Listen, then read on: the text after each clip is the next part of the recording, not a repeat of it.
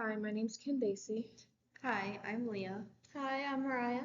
and today we'll be presenting our research project on stress relief music playlists, Do They Really Work? Testing the effects on heart rate and stress. I will first start by introducing some background information.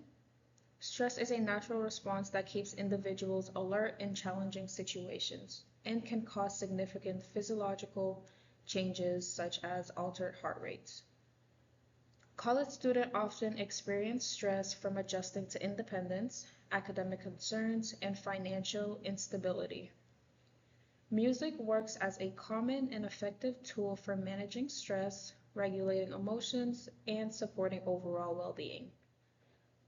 Our study aimed to determine whether a stress relief music playlist could reduce stress by both heart rate and self-reported emotional states after a stress-inducing test. Our hypotheses are after listening to the stress relief music playlist, heart rate will decrease and stress will decrease. Our goal is to determine if stress relief music playlists can serve as a potential non-invasive way to manage both physiological and psychological stress in academic settings. Because as we all know, many college students experience high level of stress without effective coping methods. Our participants are 23 undergrad UMass Dartmouth students, which range from the ages of 18 through 25, being male, female, and non-binary, and with female being the most. In our study, the materials we used included a consent form, a demographic questionnaire to get background information. We used a Fitbit Charge 2 to measure heart rate. We also had our participants listen to a stress relief playlist which we found on Spotify. This consisted of relaxing ambient music that had no lyrics. We also gave a stress-inducing test, which was 15 questions of problem solving and critical thinking math questions. We also used the PANIS, which is also known as a positive and negative effect schedule. The PANIS is a self-report survey where participants rate how they feel in that moment on a scale from 1 to 5, with 1 meaning slightly or not at all and 5 meaning extremely. Positive effect examples include feeling excited, while negative effect examples include feeling anxious. For our experimental procedure, participants first completed the consent form and the demographic questionnaire. Then we had them wear the Fitbit Charge 2 to measure their baseline heart rate, which was a resting heart rate for 2 minutes. Next, we gave them the stress-inducing test. We informed them that they had 5 minutes to complete this. To increase the pressure, we told them that they needed to score at least an 85 to get extra credit, and that their results would be shared with psychology faculty and staff.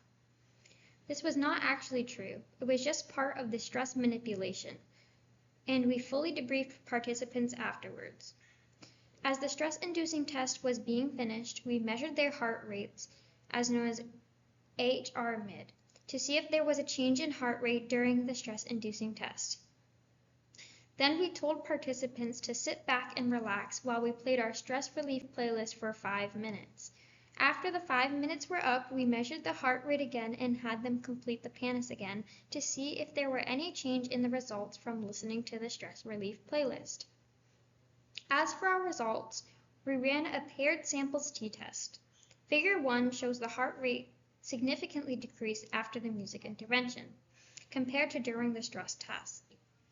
This was statistically significant with a p-value of 0.008. We also ran another paired samples t-test for both positive and negative effects of the PANIS results. Figure 2 shows changes in the negative effect scores from the PANIS.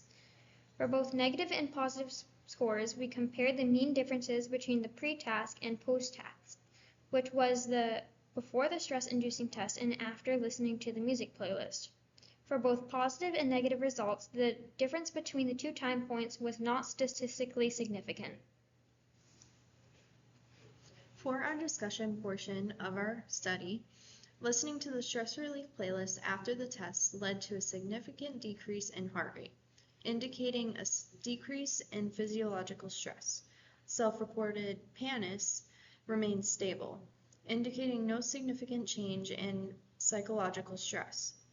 The original hypotheses were partially supported, HR was reduced, but psychological stress showed no significant difference. Our limitations of our study is a small sample size. Since we had only 23 participants, it doesn't generalize the whole population. Personal music preference in music and participants lacking in engagement can lead to self-report inaccuracy and time limitations of our interventions. Future directions could be including a control group such as no music or neutral sound, using longer durations of time for interventions. Another interesting study that could be done is to investigate long-term effects of music on stress reduction and also to explore the impact on music preferences.